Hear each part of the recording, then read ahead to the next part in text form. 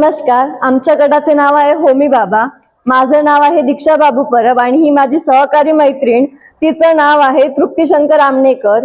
आजचा आमचा विषय आहे तृणधान्यामध्ये गहू. गहू हा संपूर्ण भारतात खाल्ला जातो, पण त्याचे उत्पादन मुख्यतः उत्तराखंड खंडामध्ये घेतले जाते. त्याचे खूप प्रकार असतात. त्याच्यामध्ये लाल गहू म्हणा, पांढरा गहू म्हणा. पांढऱ्या गव्हाचा उपयोग मैदा बनवण्यासाठी करतात आणि लाल गहू महाराष्ट्रात मुख्यतः खाल्ला जातो. महाराष्ट्रात सकाळी नाश्त्यासाठी त्या गव्हाची चपाती बनवली जाते, रात्री सुद्धा त्या गव्हाची चपाती बनवली जाते. हाच गहू बेकरीमध्ये वापरला जातो. या गव्हामध्ये ग्लुटेन नावाचं प्रथिन असल्या कारणाने या गव्हाचं पीठ मळल्यानंतर चिकट होतं आणि त्या चिकटपणाचा उपयोग पाव बनवण्यासाठी केला जातो. पावामध्ये मस्त जाळी आणि पावामध्ये लुसलुशीतपणा यावा यासाठी हा गहू वापरला जातो. पांढरा गहू मुख्यतः पंजाबमध्ये वापरला जातो. त्या गव्हाच्या झाडाची उंची 74 सेंटीमीटर असते.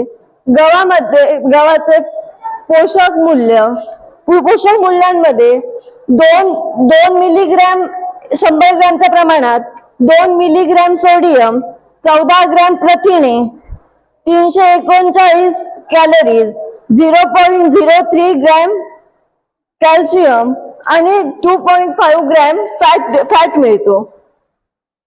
गहू आपल्याला पचनासाठी खूप उपयुक्त ठरतो. पचनास हलका असतो. गव्हामध्ये गहू हा फायबरयुक्त आहारामुळे गव्हाच्या फायबरयुक्त आहारामुळे तृप्तता वाढते. त्यामुळे अति खाणे टाळले जाते आणि वजन नियंत्रणात मदत होते. गहूमध्ये असलेले मॅग्नेशियम हृदयाच्या आरोग्यास उपयुक्त ठरते. गहूमध्ये झिंक आणि जीवनसत्वही मुबलक प्रमाणात असल्याने त्वचा आणि केसांचे आरोग्य सुधारते. गव्हामध्ये आहार मुबलक प्रमाणात असतो, त्यामुळे पचनक्रिया नियमित होते. तसंच गव्हामुळे आपला ब्लड प्रेशर सुद्धा कंट्रोल मध्ये राहतो. गहू हे आपल्यासाठी खूप फायदेकारक असं एक तृणधान्य आहे. धन्यवाद.